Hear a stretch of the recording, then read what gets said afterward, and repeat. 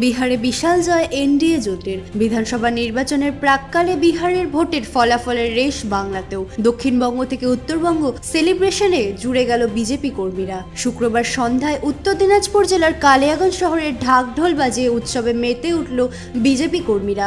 এদিন লাড্ডু বিতরণ করে মিষ্টিমুখ করা হয় পথ চলতি মানুষদের। দলীয় পতাকা হাতে নিয়ে সুকান্ত মোড়ে উল্লাসে মেতে ওঠে বিজেপি কর্মীরা। এদিনের কর্মসূচিতে অংশগ্রহণ করে কয়েকশো বিজেপি কর্মীর সমর্থকের সাথে বিজেপি বিধায়ক সৌমেন রায়। গেরুয়া আবির উড়িয়ে নরেন্দ্র মোদীর জয়ধ্বনিতে মুখরিত হয়ে ওঠে এলাকা।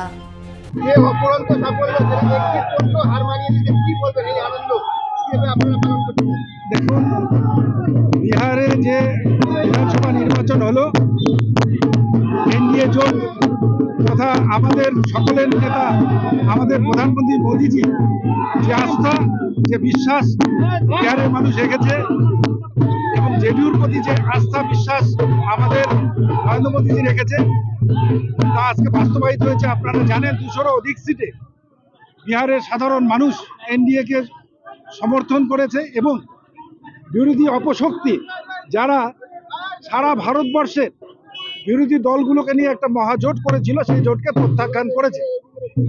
সর্বদাই আমরা পাশের রাজ্য বিহারের জন্য গর্বিত। আমরা শুভেচ্ছা জানাই বিহারের সাধারণ মানুষকে এবং যারা জিতে এসছে সবাইকে। সাথে সাথে আগামী 26-এ আপনারা জানেন পশ্চিমবঙ্গের বিধানসভা নির্বাচন, বিধানসভার সাধারণ মানুষ পশ্চিমবঙ্গের মুখে আছে 2026-এ একইভাবে মমতা বন্দ্যোপাধ্যায় তথা তৃণমূল সরকার সহ বিরোধী যারা আছে বাংলার মানুষ উৎখাত করবে এবং বাংলা ছাড়া করবে এবং বাংলা নরেন্দ্র মোদীজির হাত ধরে সোনার বাংলায় রূপায়িত হবে, রাম রাজত্ব প্রতিষ্ঠিত হবে। কালিয়াগঞ্জ থেকে ভাস্কর রায়ের রিপোর্ট, কুলিক নিউজ।